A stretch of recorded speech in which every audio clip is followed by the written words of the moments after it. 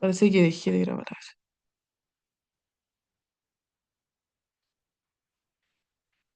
Ah, no, estoy grabando, ya estoy grabando. Es que soy súper boomer, de verdad que a mí también me cuesta la tecnología, aunque no lo crean. Ya, entonces no sé si hay alguna pregunta. Si no la hay, aprovecho de darles a todos la bienvenida, a todos los que se han ido incorporando. Yo sé que hay varios que son nuevos y nuevas. Ya hoy día dejamos de recibir nuevas inscripciones porque ya empezamos con materia más dura del curso y porque ya terminamos la primera semana. La clase de hoy día se titula Regímenes Jurídicos del Empleo Público, parte uno. La parte 2 se va a hacer el día jueves y la clase de hoy día la va a realizar compañeros que son parte del equipo organizador de la red de escuelas y también especialmente de la Escuela de Formación Sindical de la Universidad de Chile, Martín Carrasco, quien es estudiante de Derecho de la Universidad de Chile, y Juan Guerra, que es licenciado de Derecho de la Universidad de Chile. Ambos parte del equipo organizador. Rosa, veo que tiene la mano levantada. Hable nomás. Por favor, buenas tardes, Carolina, por acá. Profesora, es que me perdí el inicio. Me justo me No estaba se escucha el acordando audio, dónde encontré. creo. Oh, a ver, espera. Mm, ¿Ahora sí? Sí, Y se ¿me escucha? escucha, pero muy bajito. Si puede hablar más cerca del micrófono, quizás. Voy a Se hacer. escucha muy bajito, Rosa Carolina. Ya, Ah, en caso de que no pueda, también puede escribir por el chat, cualquier cosa. Listo, Y gracias.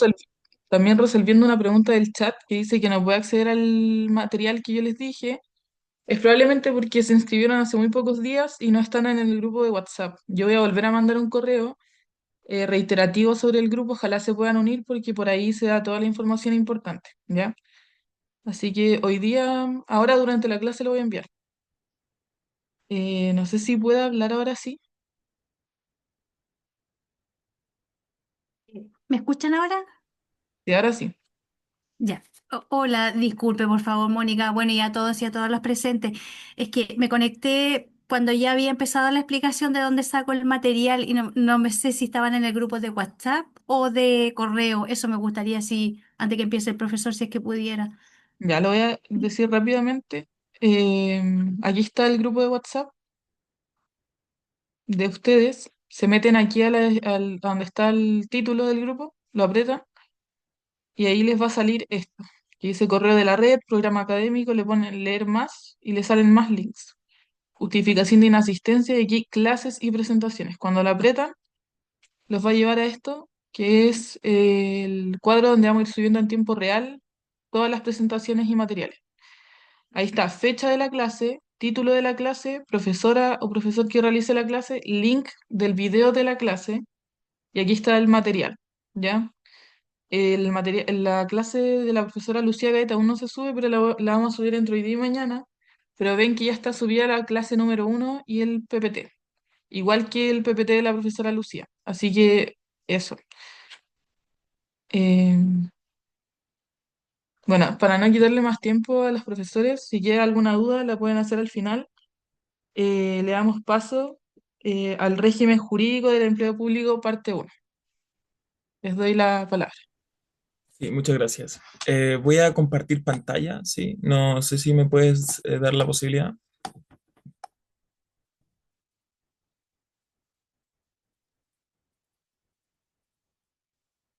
Ahí, listo. ¿No? Ya, perfecto.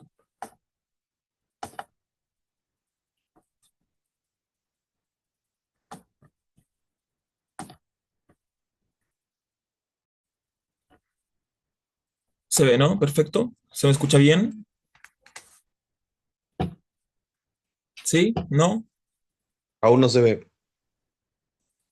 Ahí Ahí sí, está. ahí se ve. Ya, perfecto. Se escucha bien. Perfecto. Bueno, Mónica ya me hizo una pequeña presentación, sí, pero antes que nada, bueno, voy a reiterarla. Soy Martín Carrasco, soy parte del equipo organizador de la Escuela de Formación Sindical de la Universidad de Chile, estudiante de Derecho, y consejero del Departamento de Derecho del Trabajo y Seguridad Social en la Universidad de Chile. En conjunto, Juan Guerra, que si quiere quizás se puede presentar al tiro. Hola a todos, muy buenas tardes. Yo soy Juan Guerra, soy egresado de la Facultad de Derecho de la Universidad de Chile, licenciado en Derecho, y parte también, igual que Martín, del equipo organizador de la Escuela de Formación Sindical de la Universidad de Chile. Dale, Martín. Perfecto, sí. Esta clase la haremos los dos, evidentemente, y se dividirá en dos partes esenciales en relación a los regímenes jurídicos del empleo público. Parte uno, ¿sí? A mí me tocará hacer una cuestión más introductoria en relación a la materia para recordar conceptos que en general ya se debieron haber tocado en las clases pasadas, pero es importante entenderlos cuando hablemos de regímenes jurídicos.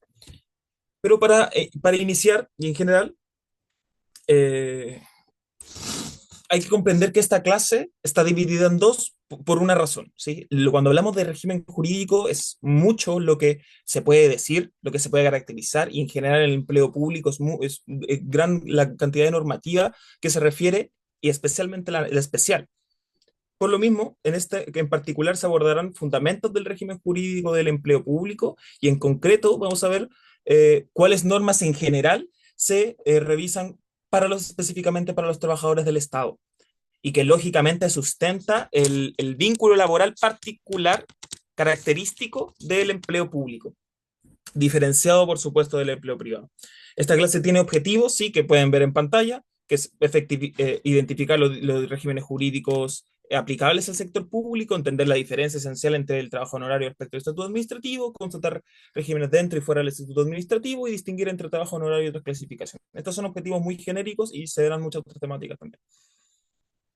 Antes que todo, y estoy seguro que en sus clases pasadas han visto temáticas, pero les quiero hacer una pregunta para iniciar.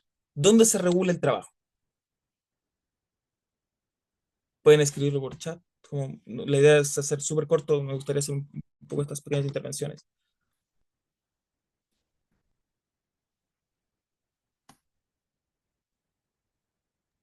Código del trabajo. ¿Sí? Sí, porque el estatuto administrativo cuando nos presenta algo, lo tenemos que sacar del Código del Trabajo. Exactamente, esas son las dos respuestas clásicas, las que nos dieron y las que también están en la presentación: el estatuto administrativo y el código del trabajo. Pero ¿por qué son dos distintos? ¿Sí? ¿Por qué tenemos dos fuentes normativas importantes que regulan el trabajo?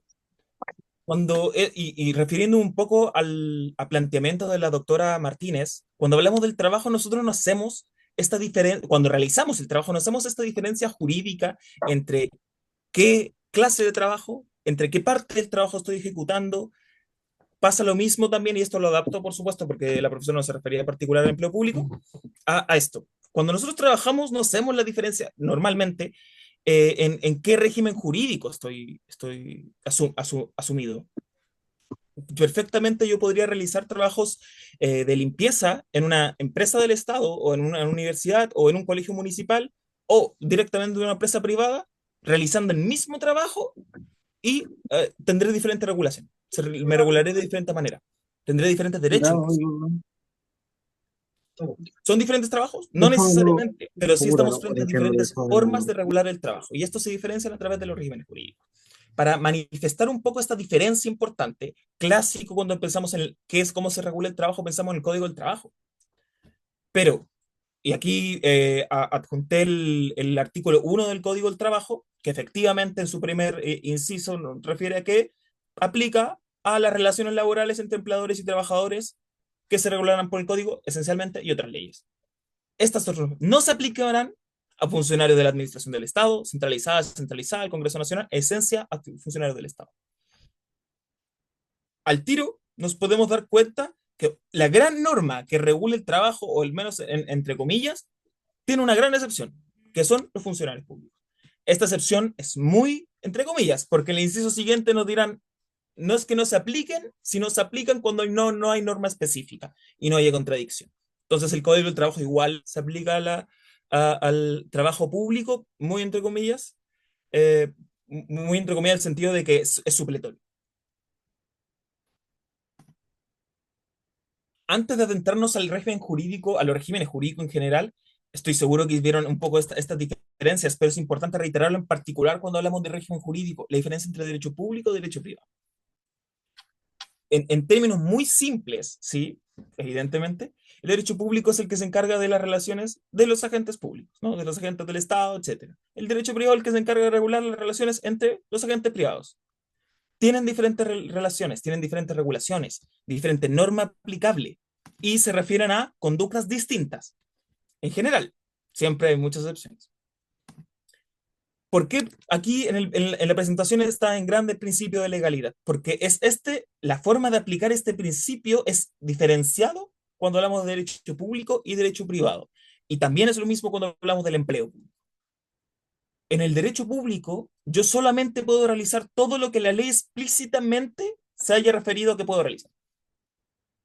Todo lo que se escape de lo que dice la ley, no puedo realizar, en principio.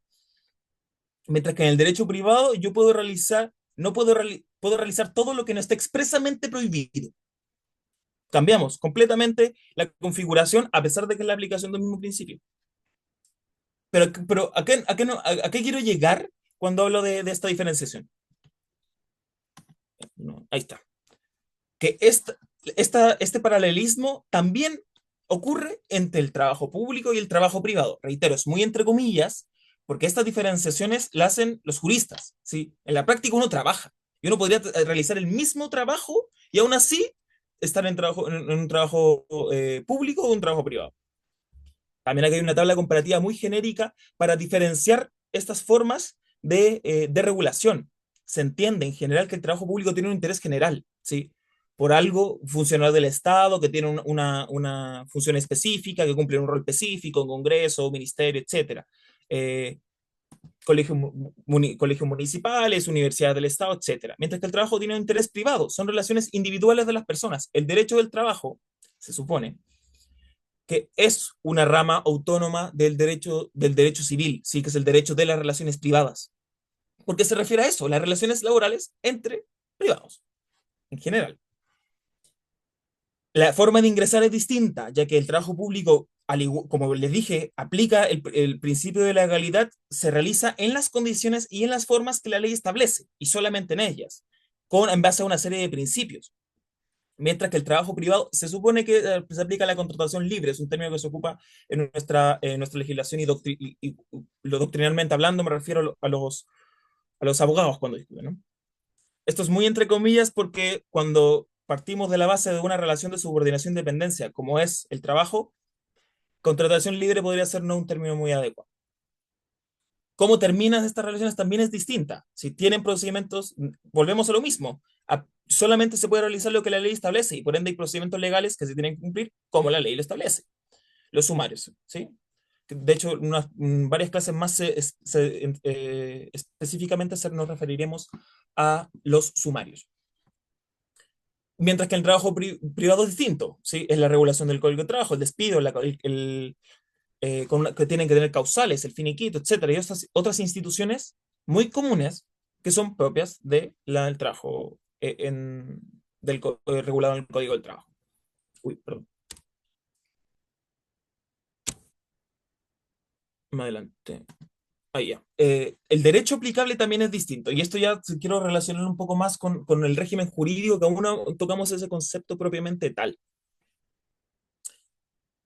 Como es evidente, el derecho aplicable es el derecho público, el derecho administrativo, el derecho que regula las relaciones de la administración, ¿sí? Y se caracteriza por tener una legalidad estricta, mientras que en el trabajo privado se regula por el derecho privado, y reitero, esto es muy entre comillas, porque una de las grandes características del derecho del trabajo, ¿sí? Entiendas el que lo regula el Código del Trabajo, es que tiene normas de carácter público, tiene una gran regulación a nivel legal, muy en contra de los principios básicos del derecho privado. Pero podemos hablar de estas diferencias. Y se supone que la autonomía de la voluntad en la línea de la contratación libre, ¿no? Muy entre comillas. Las instituciones también son distintas. La Contraloría General de la República tiene directa relación, y para muchos de ustedes deben manejarlo, con cómo funciona el empleo público, qué tanto se puede realizar, qué mecanismos existen o no, porque es la Contraloría General la que se encarga de interpretar la ley referida a los órganos del Estado. Mientras que las instituciones del trabajo privado son otras, también son públicas, ¿sí? Porque el Dirección de Trabajo también lo es, la inspección también es, pero tienen otro rol en relación a otras formas de trabajo. La normativa aplicable también es distinta, y aquí también iba un poco la pregunta que se hizo inicialmente, ya que estas dos clases de trabajo, que reitero, son diferencias jurídicas, tienen normas distintas. Tienen el estatuto administrativo que regula el empleo, regula el trabajo, regula el trabajo. También el Código del Trabajo. Pero aquí hay una gran diferencia, y es también las normas autónomas que tiene el trabajo privado, propio de la autonomía, valga la redundancia. ¿Qué es el contrato del trabajo? ¿Qué es el contrato del convenio colectivo? Que no está implementado de la misma manera en el empleo público. Uno no tiene, en principio, derecho a huelga, por ejemplo, aunque vamos a ir después a, específicamente a analizar esos temas. También puse en la normativa aplicable en trabajo público el Código del Trabajo porque supletoriamente también aplica, ¿sí? Aunque hay toda una discusión en relación al cómo, cuándo, de qué manera, etc. No sé si hay alguna consulta, estoy yendo muy rápido quizás. Sé que esto es en general lo que deben haber visto un poco en las clases pasadas, pero es importante refrescarlo un poco. ¿No? Maravilloso. Ahí. Ahora, y les quiero hacer esta pregunta. Sé que la respuesta está aquí, ¿sí? Pero les hago la pregunta. Cuando hablamos de un régimen jurídico del empleo, ¿a qué nos referimos?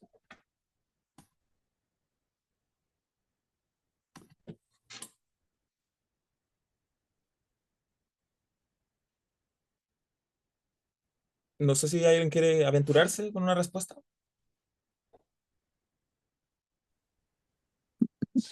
¿Puede ser la modalidad bajo la cual una persona está contratada? Perfecto. La Es ley. exactamente, ¿sí? ¿Cómo se regula la relación laboral? Básicamente. ¿Por qué esta clase no se llama tipos de contrato?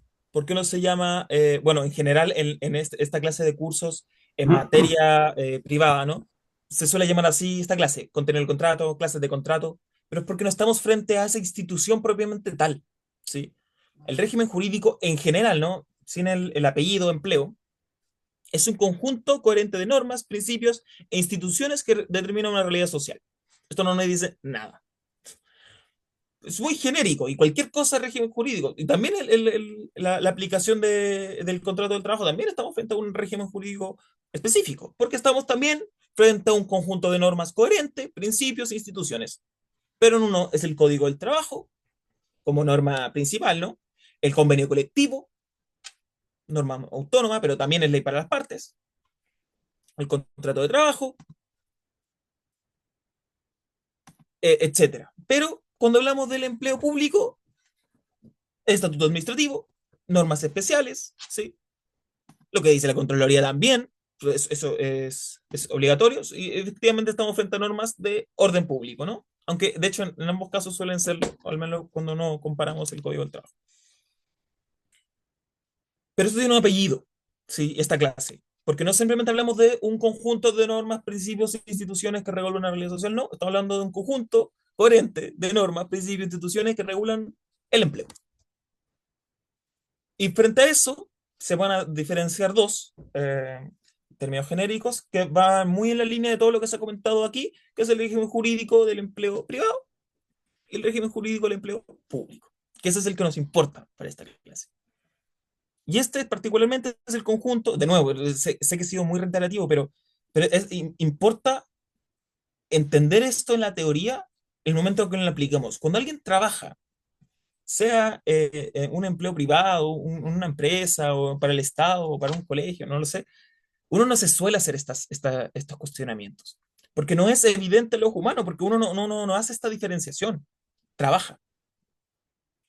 Pero al reconocer esta clase de diferencias, también podemos reconocer nuestros derechos, nuestras obligaciones, eh, nuestra capacidad de acción frente a lo que hacemos y eso en general también es una defensa propia de nuestra labor. Pero en general, Estamos frente a un conjunto de normas, principios, instituciones que regulan la relación entre el Estado y quienes prestan servicios en la administración pública. Aquí estamos frente a otra relación.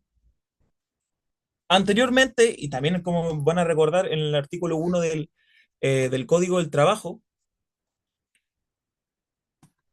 nos dicen explícitamente, regulamos las relaciones laborales entre trabajadores y empleadores.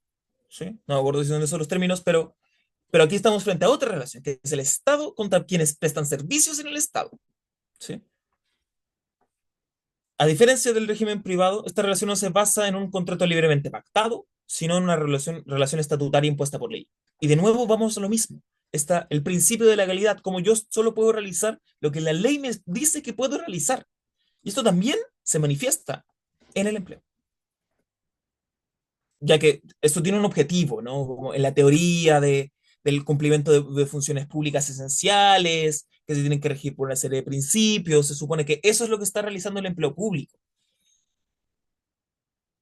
Pero en la práctica no sé si es tan evidente esa diferencia. Sé que también debieron ver un poco esto, pero también es relevante comprender que el régimen, los regímenes jurídicos del empleo público tienen características, ¿sí? Como ya se comentó muchas veces, tiene una relación estatutaria. Aquí lo que nos rige, en general, porque hay muchas excepciones, es el estatuto administrativo. Prima un interés general propio del derecho público. Estamos sometidos al principio de la legalidad. Nosotros solo podemos realizar lo que la ley determina, y esto en todo sentido. Yo no puedo tener una calidad o un régimen jurídico, adelantando un poco la materia, un tipo de régimen jurídico distinto al que dice la ley. Yo no puedo de repente querer ser a contrata o un honorario porque sí, o porque lo pacto con mi jefe. Tengo que cumplir supuestos que establece la ley. Y también tengo derechos y deberes fijados distintos. Las condiciones de trabajo, los derechos, los deberes, los procedimientos disciplinarios, de nuevo, están reiterados y establecidos en las leyes. Hay una limitación en lo que respecta a autonomía colectiva y en general el derecho colectivo en el sector público, ya que, los principales derechos, como lo es la negociación colectiva vinculante, como el derecho a huelga, están limitados. Eso es un hecho. Ahora, yo creo que el ejercicio que hay que realizar cuando analizamos esto, jurídicamente hablando, es ya preguntarnos el sentido que hay detrás de esto. No quiero sonar muy complicado, pero efectivamente los funcionarios públicos no tienen derecho a huelga, pero sí realizan paros. ¿Son diferentes instituciones? Sí. ¿Se llaman distintos? Sí. Pero van a un poco a lo mismo. Son métodos de presión. ¿Sí? No estamos yendo del trabajo, o se supone que no estamos yendo del trabajo por algo, ¿no? Porque estamos exigiendo algo. Algo para un todo, para una comunidad, para un gremio, etc. El derecho a sindicalización. El derecho a sindicalización. Técnicamente, yo no me puedo sindicalizar en el sector público, ¿sí? Pero de nuevo, es porque el Código de Trabajo determina que la sindicalización tiene que cumplir ciertas condiciones en el empleo, etcétera, con tal quórum, etcétera. Pero sí puedo ingresar a un gremio, a una asociación de funcionarios. No es lo mismo, porque la ley no es lo mismo, ¿sí? Pero pareciera que están cumpliendo una función parecida. Ahora, yo creo que aquí se puede harto discutir y sé que tendrá una clase específica sobre este tipo de temáticas, pero es muy interesante hacer este pimponeo, ¿sí? Esta separación que existe, independiente de que tengamos regímenes jurídicos determinados con características específicas en el empleo público, respecto a cómo la práctica realmente funciona, porque estamos hablando del trabajo, ¿sí? Tanto así, y sé que me estoy yendo un poco las ramas, pero el trabajo es anterior a la regulación del trabajo. El trabajo ha existido desde que existe el ser humano. Quizás me estoy aventurando con mis afirmaciones, pero efectivamente las primeras regulaciones probablemente tal del trabajo, ¿no? Son de hace 100 años en Chile, como código, como referido al derecho del trabajo. Pero el trabajo existe antes de eso. Y por eso yo creo que es importante que también nos abstrayamos un poco respecto a lo que vivimos el día a día, al trabajo que realizamos todos los días, y respecto a cómo se regula y cómo se adapta a eso. En papel tienen prohibido la huelga, pero quizás algunos sí se van a huelga. no con el nombre huelga. Ya, pero es distinto. Y yendo a la caracterización final, o algunas de las caracterizaciones, porque son varias, la fiscalización administrativa, y en particular esta es una de las grandes diferencias, muy importante, porque también tendrá harto que ver con la parte 2 de esta clase, es el rol que tiene la Contraloría General de la República respecto a la supervisión de la legalidad de las actuaciones del Estado. Suena muy complicado, pero, pero a diferencia, sí, existen excepciones, ¿no? Pero a diferencia de la regulación en el trabajo privado, aquí una institución pública puede dictar normativa que es obligatoria para todo el sector público. Y hay algunas muy famosas refiriendo a los trabajadores a contrata, respecto a qué tantos años tienen que realizar, a estar, respecto a la aplicación de la tutela, de la acción de tutela de derechos fundamentales, que van exactamente a analizar la ley. Uno pensaría a simple vista que cuando cuando lo referimos respecto a la aplicación del principio de legalidad, estamos frente a una norma que es de una manera y se analiza de una manera y que está dada. Y en general es así. Pero aún así tenemos una institución que la interpreta. Y de hecho me gustaría retroceder un poco al mismo artículo uno del Código del Trabajo, ya que nos dice falsamente que no se aplica, aunque se aplica a veces, ¿no? Supletoriamente, eso lo dice el tercer inciso. Siempre que ellas no fuesen contrarias a estos últimos, sino refiriéndose a los estatutos administrativos o las leyes especiales. Pero ¿quién determina que no son contrarias? ¿Quién determina que en cierta temática clásico en temas de maternidad, si no me equivoco, el Código del Trabajo aplica, pero no, en la acción de tutela de derechos fundamentales, no, ahí no puede aplicarse el derecho del trabajo. La Contraloría General de la República. Sin perjuicio de eso, igual la Corte Suprema eh, puede referirse a estos hechos. De hecho, lo ha hecho, valga la redundancia. Entonces, este no es un ambiente inmóvil. A eso quiero llegar.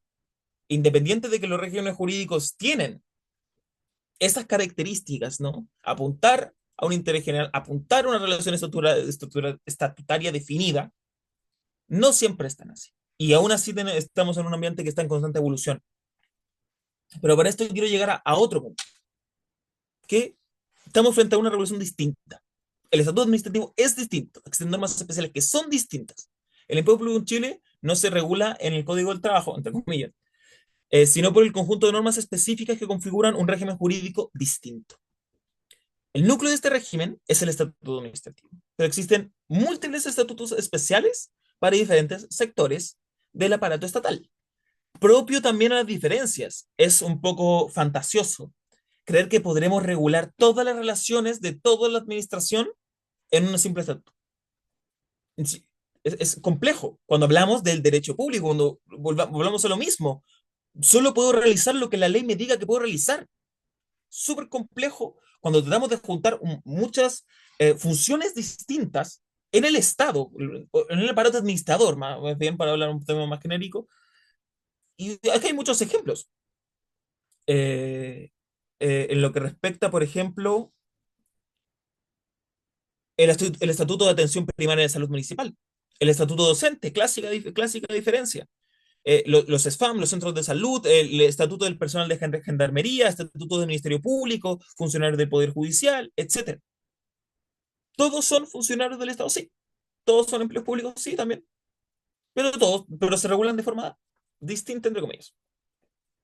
Pero volvamos a lo mismo, y también como un poco en la línea de esta clase, para introducir este tipo de temáticas, el decreto con fuerza de ley 29 del año 2004, que es el Estatuto Administrativo, refundió y actualizó la legislación vigente sobre funcionarios públicos de la Administración Central del Estado.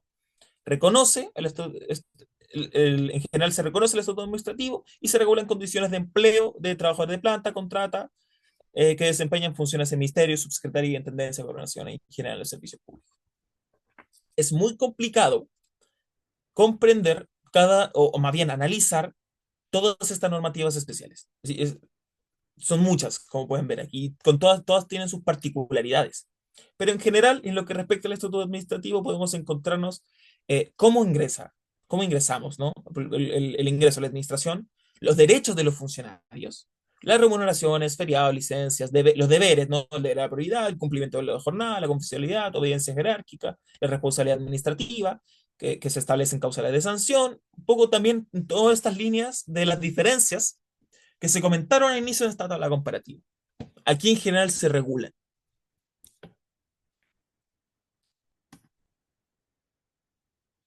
Yendo un poco a la temática que les di previamente, la Contraloría es el órgano encargado de velar por la legalidad de los actos administrativos y de interpretar las normas del empleo público. Sus dictámenes tienen carácter obligatorio para los órganos de la administración y son una fuente práctica clave para la aplicación del estatuto administrativo en sus variantes. ¿Qué significa esto? Que la obligatoriedad de la administración no está solo en la ley propiamente tal, sino también en lo que dicte la Contraloría, porque es obligación para yo como un agente del Estado, yo como un trabajador con un régimen jurídico público, hacer lo que la Contraloría me tenga. ¿Sí? Y si un día la Contraloría cambia de opinión, ¿qué ocurre? ¿Sí? Ha ocurrido, tendré que someterme a eso. Por ejemplo, es decir, no quiero entrar en la materia, pero el reconocimiento de las relaciones laborales de los trabajadores en horario son algunas de las... muchas gracias, se enviaron el estatuto administrativo. Bueno, en general pueden buscar todas estas cosas por internet, son públicas. Pero básicamente, volviendo al tema, la Contraloría General de la República tiene un rol esencial cuando hablamos de la aplicación, los límites eh, y el alcance, ¿no? de los regímenes jurídicos en específico. Toda esta parte ha sido muy introductoria y estoy seguro que gran parte de las cosas de aquí se han visto. Pero en particular esta clase no era solo para comentar lo que aquí se ha comentado, sino en particular. No solamente hablar de un régimen jurídico, sino del régimen jurídico del empleo. Y no solamente del régimen jurídico del empleo, sino del empleo público. Pero no someternos a eso, sino los tipos de regímenes jurídicos del empleo público. Me voy a adelantar un poco la materia, después mi compañero lo va a explicar mejor. Pero cuando hablamos de regímenes jurídicos en el empleo público, no solo nos referimos a una normativa general que lo regula, ¿sí? No solamente nos referimos a que el estatuto administrativo aplica aquí esta norma, ¿sí? Sino también a las diferentes formas de vinculación laboral con el Estado, que es en esencia lo que es la diferenciación esencial del empleo público. Estas formas determinan el tipo de relación jurídica que existe entre el trabajador y el órgano público, y con ello el nivel de estabilidad, derechos, deberes, mecanismos, ingresos o términos. Aquí está el gran asunto de esto. Pero antes de dar paso a mi compañero, quería recordar un poco los principios aplicables, porque recordarán, sé que ha sido un poco reiterativo, pero también es una muy buena forma de poner atención en la materia relevante, que los regímenes jurídicos no solamente son un conjunto de leyes, sino también de principios. Y al igual que eh, el Código del Trabajo tiene sus particularidades en los estatutos, aquí la administración en general tiene sus particularidades en las que respectan a los principios, que son obligatorios, tienen que cumplirlos. Principio. Porque aquí si es que todo fuera perfecto, ¿no? No existiría la Contraloría General de la República, no existiría quien supervisara que esto efectivamente ocurriera. Pero, de nuevo, el principio de legalidad es parte de los principios aplicables al empleo público, el de probidad administrativa, publicidad, igualdad ante la ley, de mérito y objetividad, la vinculación con el interés general, ¿no? Y para dar un poco un pincelado, porque sé que lo han visto en clases pasadas, el principio, no quiero andar más en el principio de legalidad, pero efectivamente se tienen que ajustar estrictamente a lo que determina la ley. La probidad administrativa implica actuar con honestidad, transparencia, lealtad frente al interés público. Y ahora estamos presumiendo que existe esta relación empleador-empleado, ¿no? Trabajador, dueño de empresa, de mi jefe en un contexto de relaciones privadas. Estamos relacionando con el Estado, que representa un interés general, el interés de nosotros como sociedad. Entonces, son otros los principios que nos aplican. O sea, que tenemos la obligación de ser transparentes, de ser honestos, de ser real, entre comillas. Lo que respecta a publicidad, los procesos tienen que ser abiertos, tienen que ser públicos, tienen que ser transparentes, ¿sí? Permitiendo el control social y evitando decisiones arbitrarias ocultas. Cuando hablamos de las relaciones privadas, son relaciones entre privados. Sin perjuicio de que efectivamente no significa que podemos entrar en discriminaciones arbitrarias. Pero aquí es aún más relevante que este principio. La igualdad ante la ley va en la misma línea y el mérito y objetividad también. El acceso y la progresión del empleo público tienen que basarse en capacidades, competencias, antecedentes personales, evaluados de forma objetiva. ¿Sí? Y nuevamente todo esto se basa en que estamos frente a una vinculación respecto a un interés general. ¿Sí? Ya que no estamos contratando a una persona porque sí. Se asume aquí que el rol que tomes, en el tipo de régimen contractual que tomes, estás cumpliendo un rol en el Estado. ¿Sí? Eres parte de la gente de la administración. Una administración que es servicial a una función en el Estado. Parte también, me faltó quizá incluirlo, pero el principio de servicialidad también es parte esencial de lo que hacemos, de lo que hace el agente del Estado, el administrador. Estamos sirviendo un bien común, un bien colectivo, un bien general más bien. No sé si hay alguna consulta hasta ahora. Sé que quizás esta parte, esta materia en particular es bien jurídica y de repente es medio complejo entenderla cuando no están acostumbrados a estos términos. Si no hay ninguna consulta, no, perfecto. Aquí yo finalizo mi parte, sí. Voy a dar pie a Juan, sí, para la segunda parte de esta clase. Sí, muchas gracias. Gracias, compañero. Buenas tardes a todos de nuevo, espero que se escuche bien. Yo en realidad no soy muy ducho con el tema tecnológico, así que le voy a pedir al compañero que esté viendo la parte logística de esto y vaya pasando las diapositivas en la medida que yo voy hablando. Por eso mismo me cuesta ver el Zoom, así que si es que alguien tiene alguna duda, sin perjuicio de que la pueda comentar al final, también puede prender su micrófono y comentarla mientras yo voy hablando. Como decía Martín, la ley, y en particular el Estatuto Administrativo, que es una ley, clasifica en distintos niveles de jerarquía y de regularidad los regímenes jurídicos a los que están afectos los trabajadores del Estado. Un resumen general debería incluir a aquellos que están de planta, de contrata, aquellos que son de exclusiva confianza, y vamos a ver de quiénes son de exclusiva confianza, a los honorarios y aquellos que han sido asignados por la alta dirección pública. Vamos definiendo cada uno. Respecto a los funcionarios de planta, que podríamos decir, la ley los entiende como los funcionarios estándar, digamos, la ley los define, el Estatuto Administrativo los define, como se indica ahí, como el conjunto de cargos permanentes asignados por ley a cada institución que se conforman de acuerdo a lo que establece la misma ley, el Estatuto Administrativo. Y se indica además que pueden tener tres calidades, ¿no? Titulares, subrogantes y suplentes.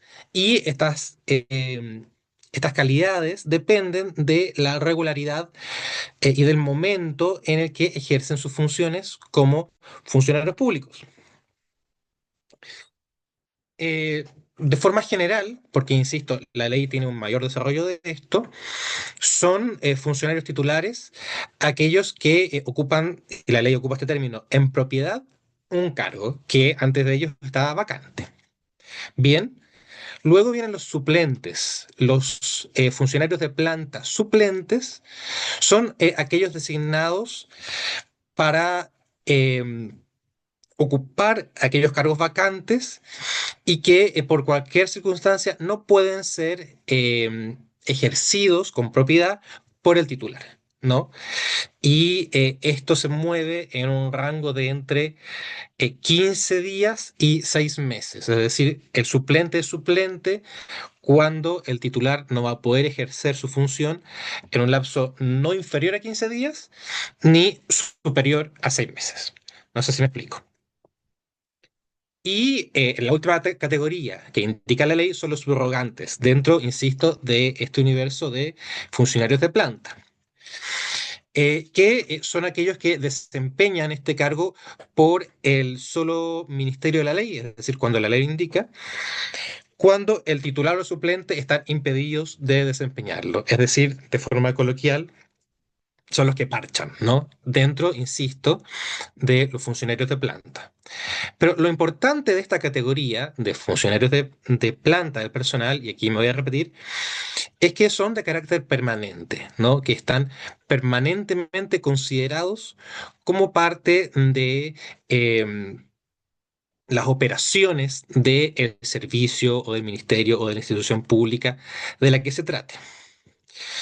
Y aquí hacemos un pequeño adelanto a otra categoría que vamos a tratar más adelante, que es que el funcionario de planta inicia eh, cuando, cuando entra, digamos, a la jerarquía del sector público y llega hasta el nivel inmediatamente inferior a aquellos de exclusiva confianza. ¿Vamos todo bien? Sí, ya, perfecto. Bueno, si hay cualquier problema, me interrumpirán. Esa es la primera categoría. La segunda categoría que trata el estatuto administrativo es la de aquellos trabajadores a contrata. Estos son trabajadores que también están contemplados dentro de una institución, pero de forma transitoria. Y la ley indica cuánto dura este periodo, esta transitoriedad, hasta el 31 de diciembre del año en que han iniciado sus funciones, sin perjuicio de que pueda haber prórrogas, de que pueda extenderse a otro año. Y la ley, de nuevo, indica cómo aquello procede. Eh, Se señala también, por ejemplo, la cantidad de personal a contrata que puede haber dentro de una institución pública en particular. No puede ser superior al 20% de la totalidad de los funcionarios públicos. Y sus sueldos son esencialmente equivalentes, ¿no? Porque aquí la diferencia no es de rango, como se habrán dado cuenta, sino que es de su carácter excepcional o permanente. Hay también otras normas comunes, por ejemplo, a propósito de la posibilidad de alcanzar la jefatura de departamento. Ustedes seguramente sabrán que hay una serie de rangos jerárquicos dentro del el empleo público, bien digo. La jefatura de departamento es una de ellas, y tanto funcionarios de planta como contrata pueden alcanzar estas jefaturas, ¿no? Porque son funcionarios, digamos, de carrera, pero con algunas diferencias. Por ejemplo, como indicamos, los funcionarios a contrata trabajan de forma transitoria, ¿no? Y por ello es necesario llevar más de 3 años, al menos 3 años, en dicha institución. ¿No? Es decir, que hayan cumplido su función hasta el 31 de diciembre y haya habido una prórroga de al menos 2 veces para poder alcanzar esta jefatura que además se alcanza por concurso.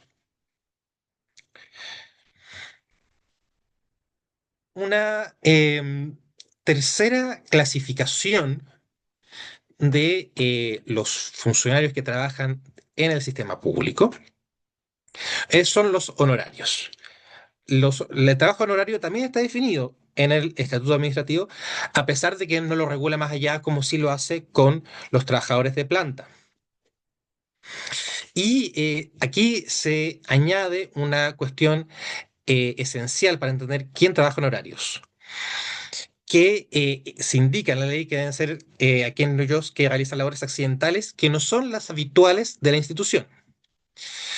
Hay que señalar que es posible que haya una función que tiene que desempeñarse transitoriamente y que ocupa a alguien a contrata, pero eso no es lo mismo a que sea accidental y que no se refiere a lo habitual de la institución. No sé si me explico.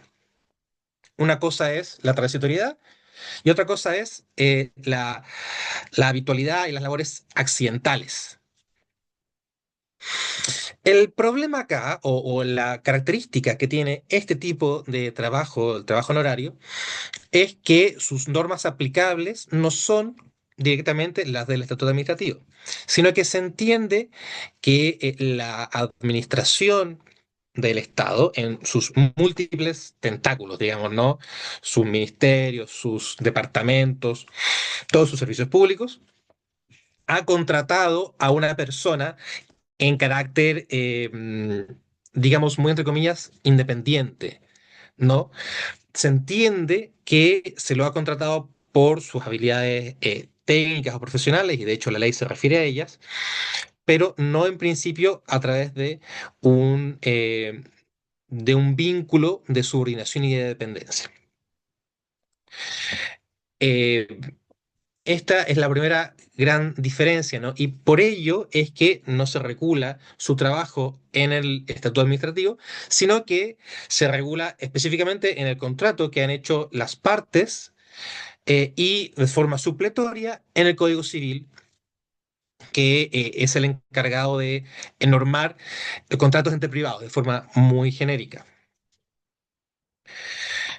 Em, Vamos a volver a tocar el tema del trabajo de honorarios más adelante, pero es importante señalar que han habido discusiones, no solamente discusiones políticas, sino que también discusiones jurisdiccionales sobre cuándo en realidad uno es honorario o no. ¿Y esto por qué importa? Insisto, lo vamos a ver más adelante, pero importa para entender si es que una persona está afecta o no está afecta a los derechos que le concede el estatuto administrativo. Entonces, en la diapositiva se indica un caso de una trabajadora social de la Municipalidad de Concón que demandó a la Municipalidad de Concón para que se reconociera su vínculo laboral de subordinación y de dependencia, porque había sido contratada repetidamente como honoraria.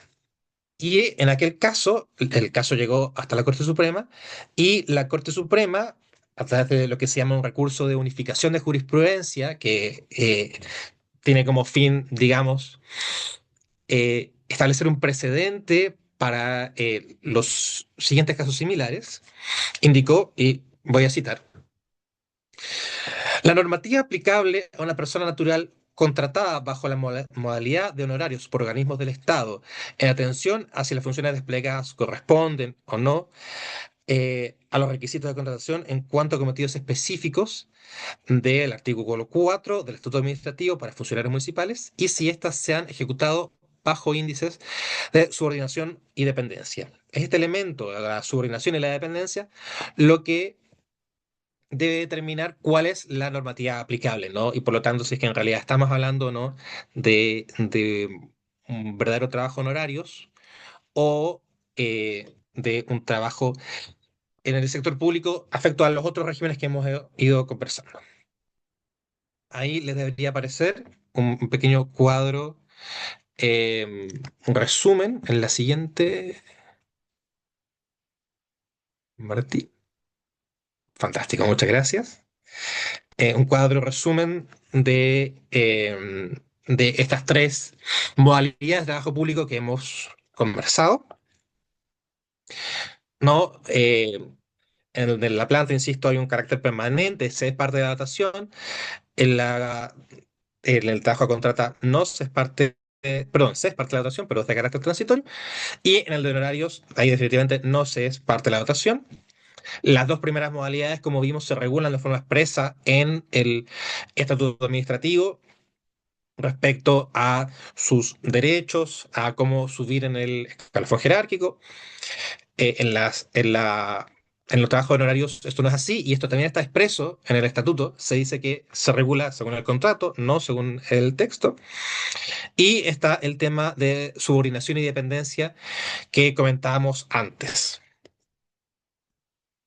A propósito, y quiero hacer un paréntesis, es realmente importante este asunto de la subordinación y la dependencia, porque, bueno, en realidad no sé si es que lo alcanzaron a ver en las clases anteriores, pero en general en el mundo del trabajo se entiende que eso es lo que, o uno de los mayores elementos que determina cuándo hay una relación laboral y cuándo no la hay.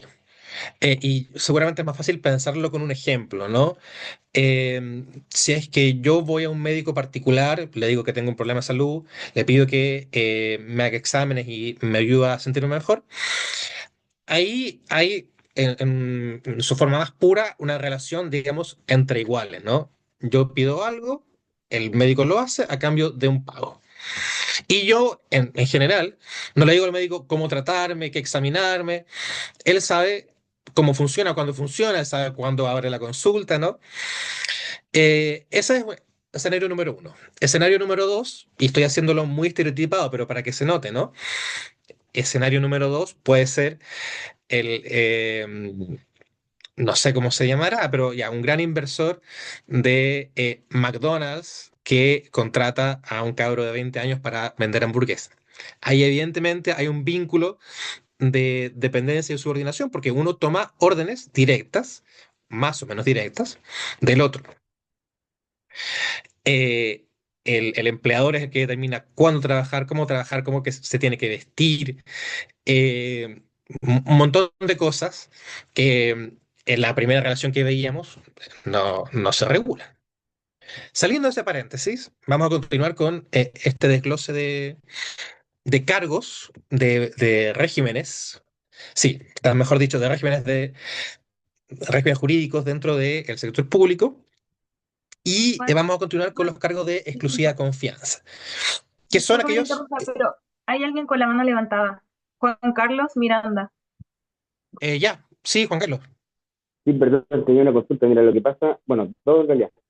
Nosotros tuvimos un tema hace poco con la desvinculación de 10 choferes que estaban a honorario y que un día fueron a protestar porque no le habían pagado la fecha que correspondía, etcétera, y a ellos los desvincularon. Entonces yo fui a una reunión, solicitamos audiencia, y le dije, mire, aquí ustedes están vulnerando, digamos, yo leí los contratos, el principio de supremacía de la realidad está por sobre lo estipulado en el contrato, pero le mostré la misma jurisprudencia de unificación de criterios de la Corte Suprema, y ¿sabes lo que me respondieron? Porque yo le dije, además, le dije, cuénteme una cosa, usted está vinculando a estos funcionarios que están en huelga unos minutos protestando, porque fue a la hora de almuerzo, no tenían que se arrancaron y algunos no les consiguieron horario y se atrasaron. Entonces le dije, mire, usted aquí está vulnerando, digamos, el derecho a la no discriminación, que es un derecho fundamental, porque ¿por qué cuando hay huelga o cuando hay protestas de los funcionarios que pertenecen a confederaciones nacionales, no los desvinculan y a ellos sí? ¿Será porque hay una calidad contractual que no tiene ninguna garantía? Entonces, ahí, ahí el abogado, por supuesto, se enojó porque nos empezamos a tirar dictámenes y fallos judiciales, y el abogado me dice, nosotros tenemos un fallo, dos fallos, me dijo, de esa unificación de criterios, me dijo, acá no cuenta. Y dice, ¿por qué? Me dijo, porque eso es para funcionarios que eran honorarios en la municipalidad, pero esta es una corporación municipal. Como somos corporaciones municipales, nosotros nos rige la ley 19.378, pero el honorario no está detallado, por ende debería regir el título 26, libro cuarto del Código Civil, que es donde se detalla esta relación de honorario. Entonces, yo no sé cómo ganaron este juicio, porque a mí me parece aberrante. Yo estoy seguro que si lo llevan a la Suprema lo van a, lo van a echar por solo.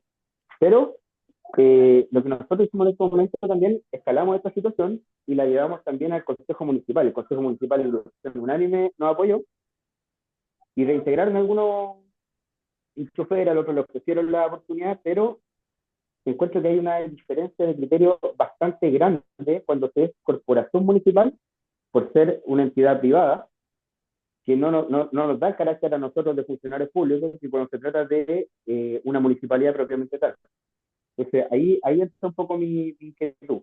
Eso respecto a la parte de los honorarios. Y respecto de la parte de los plazos fijos o contratas, como dicen en otro estatuto, nosotros el plazo fijo, según la ley 19.378, que es el estatuto APS, establece que el contrato no tiene una duración mínima, pero sí una duración máxima, como dicen ustedes, hasta el 31 de diciembre. Entonces, hay funcionarios que a veces le acortan los contratos de manera sin justificación alguna, digamos, sin fundamento y sin motivación, ¿ya? Que eso es como lo básico dentro de la administración. Entonces, pasa a ser algo totalmente, ¿cómo se dice? Pues se me fue la palabra. ¿cómo se dice cuando algo es Arbitrario. impositivo? Arbitrario, algo arbitrario.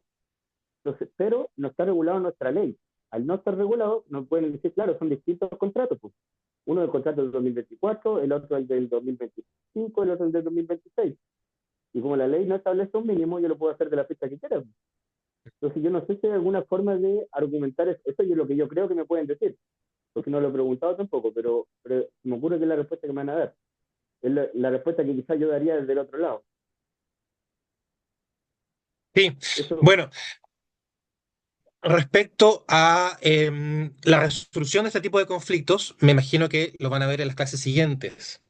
Pero de forma preliminar indicaría que, como indicaba el Martín, es la Contraloría General la que tiene este carácter de supervisor de las relaciones laborales en el sector público. Pero es un tema abierto, yo no me quiero detener en ello, porque probablemente lo vean en las próximas clases, ¿no? ¿Quién resuelve este tipo de controversia? Y sobre lo primero, bueno, y de cualquier forma, si quiere después nos puede dejar un mensaje. Las escuelas en general tenemos equipos de asesores, perdón, que resuelven estas dudas, ¿eh? Respecto a lo primero, sí, en realidad es un tema muy complejo, muy interesante, y poca gente sabe lo que usted decía. Que claro, las corporaciones, yo no soy experto en derecho municipal, pero las corporaciones municipales son órganos de derecho privado que están como colgando de la municipalidad, que es un órgano autónomo descentralizado de derecho público, pero que no son lo mismo. Y como decía, en esta jurisprudencia, el caso es por una trabajadora derechamente municipal, no de la corporación municipal. Entonces, es discutible si es que este fallo de unificación de jurisprudencia es extensible o no a los trabajadores de la corporación municipal. De cualquier forma, si es que no lo es un ente privado y por lo tanto serían aplicables las normas correspondientes a ese sector. Pero sí, es un tema, es un detalle, una, una trampa legal que se conoce bien poco, ¿no? Que uno pensaría que la corporación municipal es un órgano de derecho público, pero no, no lo es. Pero bien, muchas gracias por la pregunta. Continuando. Ya, estábamos hablando de los regímenes jurídicos, continuamos con los cargos de exclusiva confianza. ¿Exclusiva confianza de quién? Depende. La ley le otorga a distintas personas, ¿no? Al presidente de la República y a algunas otras autoridades. El presidente de la República puede tener como cargo de exclusiva confianza a los que en otras circunstancias serían de planta, ¿no? Dentro de la presidencia misma. También hay cargos de exclusiva confianza en los ministerios, ¿no? Evidentemente, los ministros son de confianza del presidente, pero es un cargo de carácter político, pero también los seremi, los jefes de división y en otros servicios públicos, funcionarios en rangos jerárquicos equivalentes, ¿no? Los jefes superiores de los servicios, los subdirectores, los directores regionales. Hay algunas instituciones públicas donde los cargos no son de exclusiva confianza o que tienen otras formas de ser electos. Hay muchos órganos autónomos en la Constitución donde la máxima autoridad es, por ejemplo, electa entre una quinteta, una tripleta que propone el presidente y que elige el poder legislativo. Y hay otras instituciones públicas que son ya completamente autónomas, o no, no quiero decir completamente autónomas, pero que tampoco dependen del presidente de la República o de la autoridad que indique la ley. Por ejemplo, las universidades. No, las universidades públicas no tienen cargos de exclusiva confianza, sino que son en ese sentido, independientes.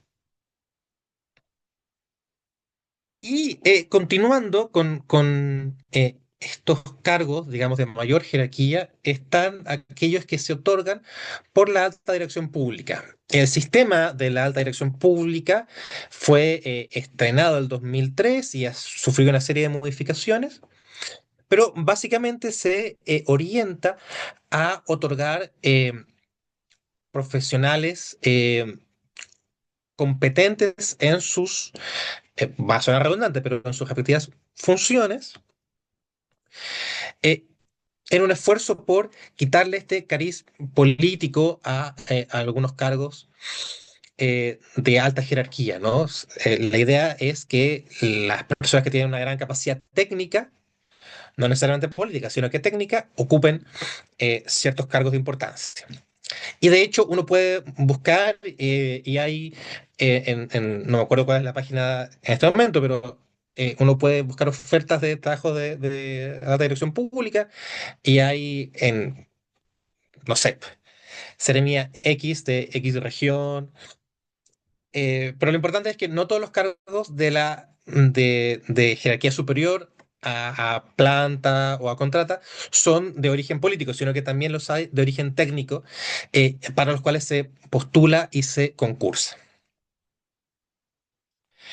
Y como se indica en la diapositiva, también hay una serie de excepciones legales porque al legislador se le gusta algo, son las excepciones. Entonces, hay varios órganos descentralizados, autónomos del Estado, donde este sistema de alta dirección no aplica. Em, Se requieren algunos requisitos profesionales para participar en este sistema y alcanzar un cargo, perdón, en la alta dirección pública, ¿no? Y la ley exige experiencia profesional de determinados años, o haber estudiado carreras por determinados semestres, ¿no? En este esfuerzo de asegurar las competencias técnicas de quien termina en estos cargos de alta dirección pública. Después, si la diapositiva sale bien, debería seguir un cuadro donde se comparan estos dos últimos regímenes que hemos estudiado. Ya viene el cuadro. El Martín, eso. Ahí Ahí llegó el sí. cuadro. Y nos vamos a devolver un poco a esta idea de el régimen de honorarios que habíamos conversado anteriormente. Y lo vamos a hacer porque es importante entender cuándo se es o no afecto a los derechos que establece el Estatuto Administrativo. Como habíamos dicho, el contrato honorario se mira desde una perspectiva, digamos, más privatista, ¿no? Del Estado que contrata un particular para desempeñar una función sin que haya un vínculo de subordinación y dependencia. Y respecto a esto, es necesario decir que la regla supletoria, ¿no? La que se ocupa junto con el contrato de trabajo, es el Código Civil. El Código Civil en realidad tiene muchos méritos, pero es una ley, porque es una ley eh, bastante desactualizada, diría yo, en algunas materias. De hecho, un montón de códigos de la República van saliendo del Código Civil para reemplazarlo, y justamente uno de ellos es el Código del Trabajo. Hay que pensar que el legislador que escribe el Código Civil eh, es una persona de clase alta, a mediados del siglo XIX. Entonces, lo que él está pensando para regular la prestación de servicios, que es esto, es el secretario personal de alguien, es el sirviente de alguien, ¿no? En esa clave está pensando el legislador. Y como decíamos, hay una serie de derechos que no son extensibles a los trabajadores honorarios. Y para ello vamos a hablar específicamente de algunos de los derechos más importantes a los que están afectos los trabajadores que se regulan por el Estatuto Administrativo. De forma general, porque el Estatuto después los desglosa, podemos mencionar la estabilidad en el empleo, el ascender en el escalafón para los funcionarios de carrera, ¿no? Hasta estos límites que habíamos indicado respecto a los funcionarios de confianza, por ejemplo, a participar en los concursos a los que ya los referimos, al hacer uso de feriados, de permisos, de licencias, a determinadas asistencias legales que indica la ley en caso de muerte o de accidentes y a medios de capacitación, que son cosas, insisto, que los trabajadores honorarios en principio no tienen. Respecto a las remuneraciones, que es lo más importante, se incluye no solamente el sueldo base, no, como se le dice en el sector privado, sino que a una serie de otros ítems en virtud de las funciones que desempeña, ¿no?, el funcionario. Y en la presentación se muestran algunas, ¿no? Los viáticos, los gastos que se originan por los viajes, las pérdidas de caja cuando es un funcionario público que administra dinero, ¿no? La movilización, las horas extraordinarias. Hay una serie de feriados que le concede la ley a los trabajadores públicos y que van ascendiendo de forma proporcional a la cantidad de años trabajados, que se indican ahí también. Hay una serie de permisos por motivos particulares y nosotros hemos escuchado estos últimos días la cantidad de permisos que se dan por motivos de salud a los funcionarios públicos. Bueno, eso es un derecho de los funcionarios públicos que no es extensible a aquellos que no están regulados en el estatuto administrativo. Y también se indican determinadas indemnizaciones por accidente o por muerte, ¿no? Se le da la indemnización a la familia sobreviviente. En fin, hay una serie de beneficios que tienen aquellos trabajadores que ya hemos revisado, ¿no? A planta y a contrata, regulados por el estatuto. A propósito de esto, y voy a quizás desviarme un poco, pero es importante también entender los derechos que los trabajadores del sector público no tienen en nuestro país. Y aquí el Martín ya había hecho un prefacio, pero es necesario comentar que en términos generales, ya no solamente en el sector público, sino que también en el sector privado, se entiende como derecho colectivo de los trabajadores una cuestión que se llama la libertad sindical. Bien, y la libertad sindical tiene tres ramas, tiene tres pilares que la sostienen. El primero es el derecho a huelga, el segundo es el derecho a la negociación colectiva y el tercero es el derecho a sindicalizarse. Eh, Esto es reconocido así en forma más o menos general por los tratados internacionales de la Organización Internacional del Trabajo, varios de los cuales, convenios, perdón, no tratados, pero la diferencia no es relevante para estos efectos, varios de los cuales han sido firmados por Chile. Y hablando de estos derechos que tienen o no los funcionarios públicos, más allá de que estén o no afectos al estatuto administrativo, es necesario decir que hay dos de estos pilares que están debilitados para los funcionarios del sector público. En primer lugar, la negociación colectiva, en la medida en que la Constitución no regula la negociación colectiva como un derecho para los trabajadores de la empresa, ¿no? Lo dice expresamente en el artículo 19 de la Constitución. Y otro derecho limitado para los trabajadores públicos es el de la huelga. Allí se prohíbe derechamente la huelga.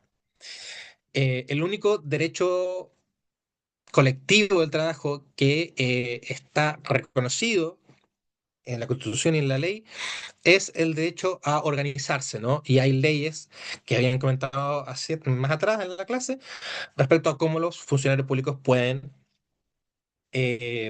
armar organizaciones de funcionarios.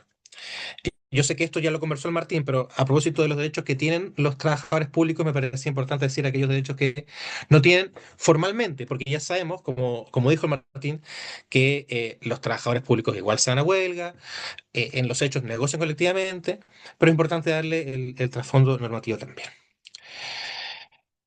Em, Esa es la parte más sustancial de esta parte de la clase. Eh, Como conclusiones, quizás es importante mencionar que coexisten distintos regímenes, ¿no? Dentro el trabajo en el sector público, de los cuales el trabajo en horarios es, por lejos, el más precario, por todas las razones que hemos comentado y también por ejemplos como el que daba el compañero hace un rato. Así que, nada, Martín o compañeros organizadores, les dejo de vuelta la clase. Sí, me gustaría también, para complementar un poco a Juan en la conclusión, que, qué es lo relevante que hay detrás de comprender todo lo que aquí se ha comentado, particularmente lo que Juan describió de forma excepcional. Esto nos da herramientas, les da herramientas a ustedes para comprender qué aplica, a quién debo acudir, cuáles son mis derechos, cuáles son mis funciones, cuáles son lo que tengo que no tengo que hacer. Y al fin y al cabo, son más herramientas para ustedes en lo que respecta mejorar su calidad de vida. Si al fin y al cabo estas normas existen para algo, sus derechos son para algo y también sus deberes, ¿no? Y, y esperemos que esta primera parte de esta clase, ¿no? Que la próxima entiendo que deberían tener esta semana, complemente particularmente cuestiones que aquí se hayan podido dejar de lado con pinceladas tan generales también de una materia tan profunda. Eh, pero sin nada más que incluir, a menos que Juan tenga algo que decir. Muchas gracias, ¿sí? No sé si existen preguntas o comentarios en Oye, relación a la clase. ¿Puedo hacer una cosita? sí hay una pregunta. Eso de Juan Carlos que tenía la mano levantada hace rato. Perdón. Mira, nuestra constitución establece que nosotros somos los exiliados, digamos, de la huelga, pero tenemos por el otro lado este convenio de la OIT que está ratificado por Chile. Nosotros podríamos denunciar a la OIT el incumplimiento del convenio por parte de nuestra constitución y de nuestras normativas legales. Uy, Ya, no sé. eh, Bueno, mm, ya, no, un temazo, un temazo. Eh, Como decíamos, no es un tratado y eso implica en las formas de exigibilidad que tiene respecto al Estado de Chile. En términos prácticos, la OIT puede sancionar al Estado de Chile, pero esa sanción en realidad es un documento que dice muy mal, no lo vuelvan a hacer. Y es el gran problema en realidad del derecho internacional, diría yo, y en particular de los convenios, que a diferencia de los tratados, tienen, actúan quizás más como recomendaciones. Ahora, quizás alguno de los compañeros conoce más del tema y quiere ahondar, no sé, Martín, Mona, Mónica. eh, No, yo. Dale, Martín. sí, reiterar un poco, como de poder se puede. Sí, existen mecanismos para alegar que los estados incumplan sus obligaciones, ¿no? Eh, pero estos son procesos largos, sí, que en la práctica, bueno, lo dijo Juan, son recomendaciones al final. Quizás yo apuntaría, como en atención al deseo que hay detrás de alegar esto, a un cambio interno, sí, sí, siempre es el más práctico y efectivamente es una gran discusión que se tiene actualmente, que es reconocer el derecho a huelga en el sector público. Eh, hay una pregunta en el chat que hace rato que hicieron, ¿sí? Si se puede puede haber paro en el área de salud. Yo quiero recapitular un poco en lo que se dijo antes, ¿no? De la separación entre lo permitido, ¿no? Lo estrictamente legal y lo que pasa en la realidad. En la práctica, los paros no son legales, pero ocurren, ¿sí? Ahora hay que distinguir, porque en el área de salud también hay diferentes formas hay diferentes regímenes jurídicos y hay áreas de salud, hay funcionarios del área de salud, no entiéndase públicos, pero también hay quienes son de privados y se pueden sindicalizar y tienen derecho a huelga.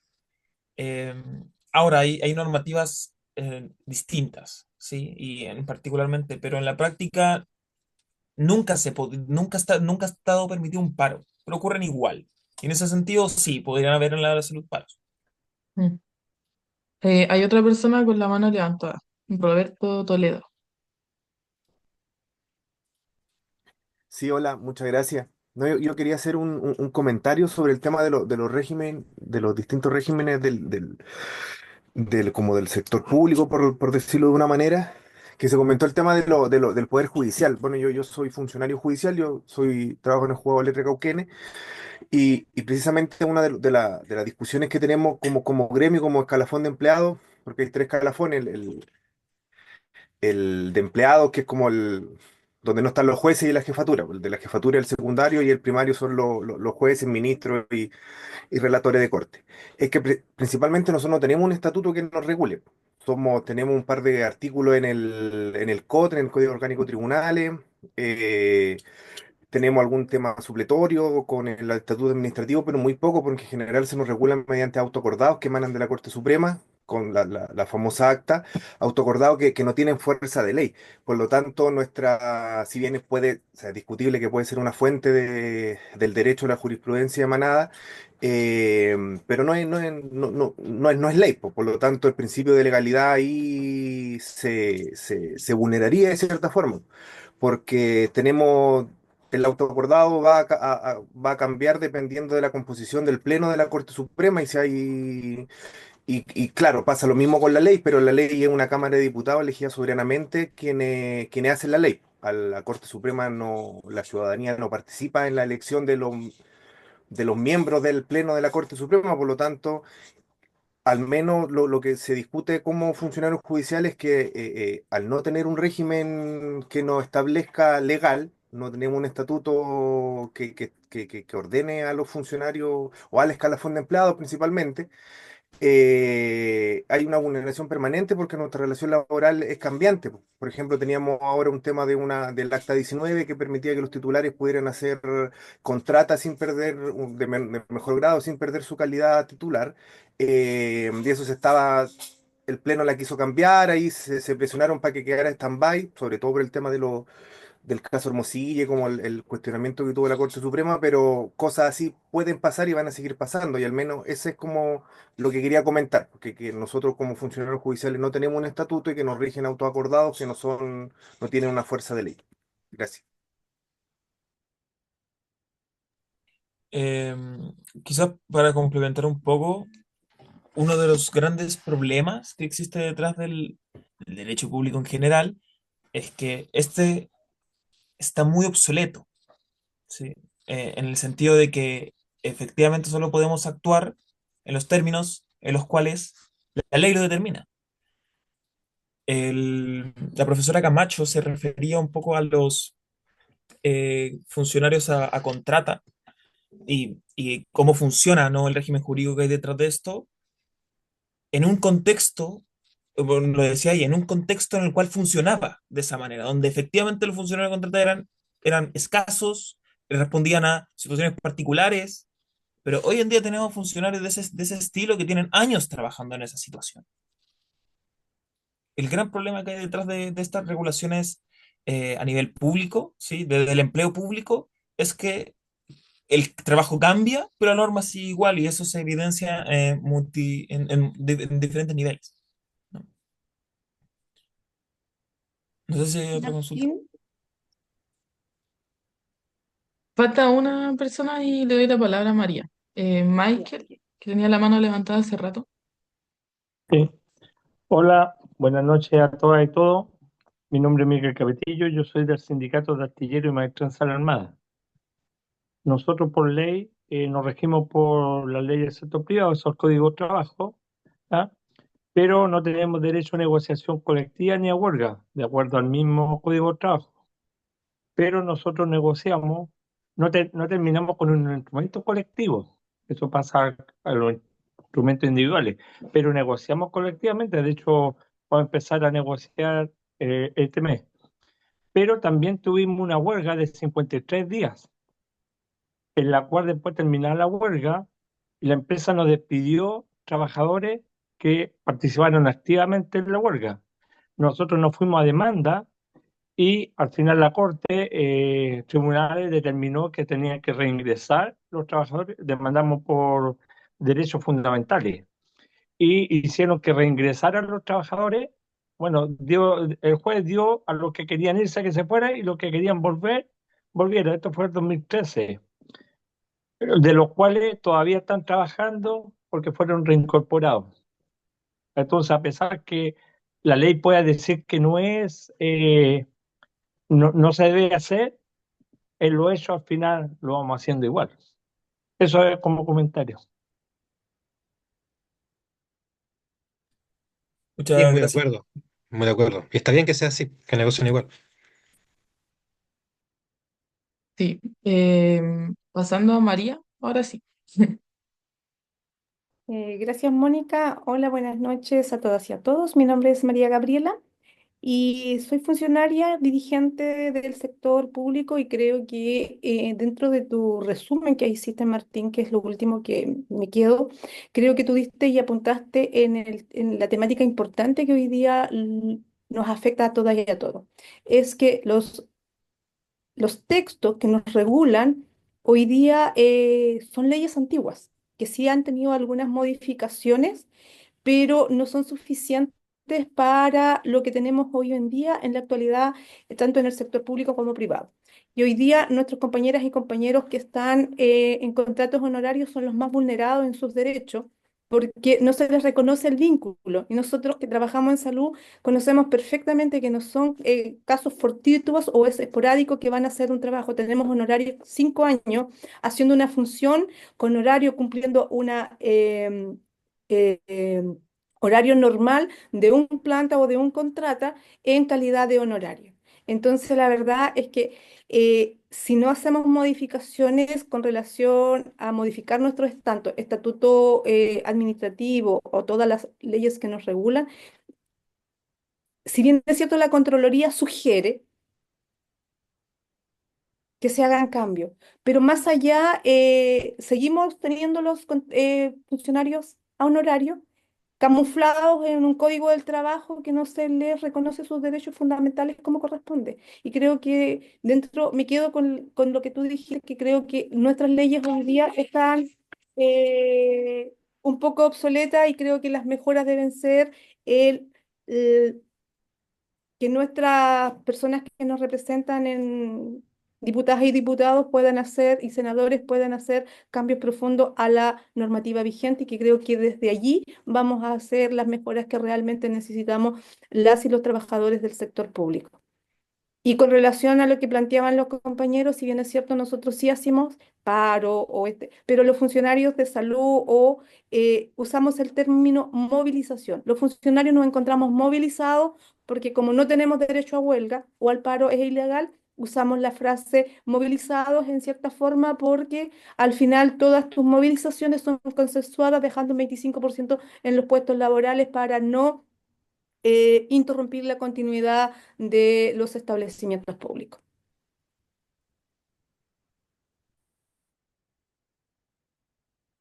A ver, muchas gracias. Y voy a ver si queda alguna pregunta, o sea, alguna observación por el chat o alguna pregunta. Hay preguntas cortas, por ejemplo, si existe algún tipo de límite de tiempo para la subrogancia.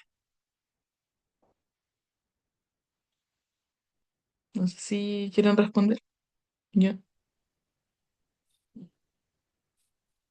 Juan.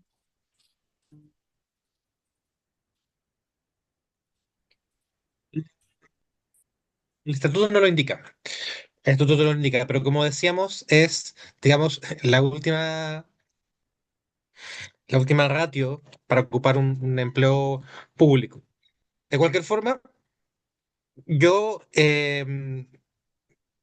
consultaría la jurisprudencia de la Contraloría.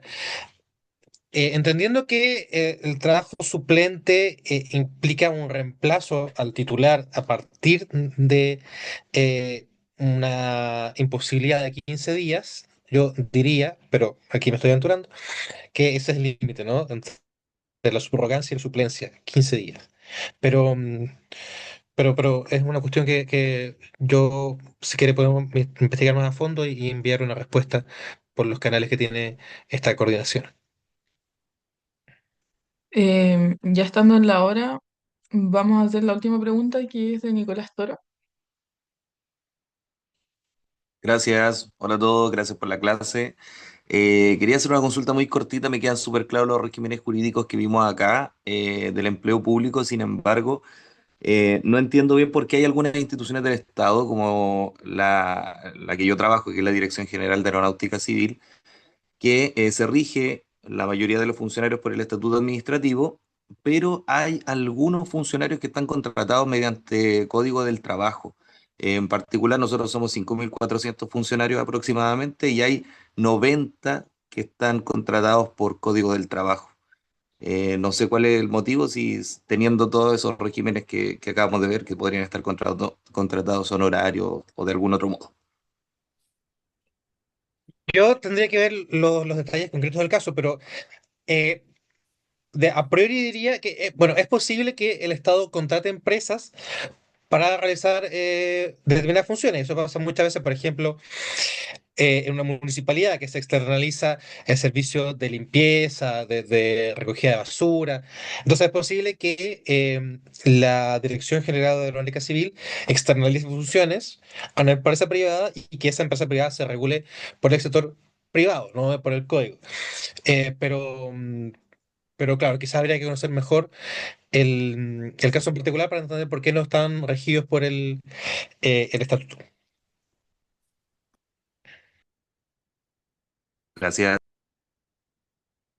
Em, bueno, con esa pregunta concluimos la clase de hoy. Muchas gracias a los dos profesores, compañeros del equipo organizador.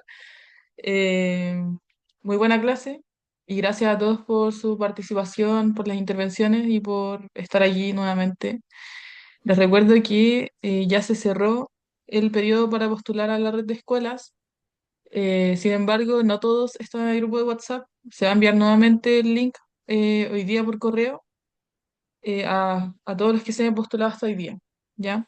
Así que eso, la presentación de hoy día se va a subir. Cualquier tipo de pregunta la pueden hacer por WhatsApp o por vía correo, idealmente. Que tengan buena noche. Chao, chao. Muchas gracias. Chao, Gracias. muchas gracias, buenas Buenas noches. Chao, noches. chao. Gracias. Gracias, buena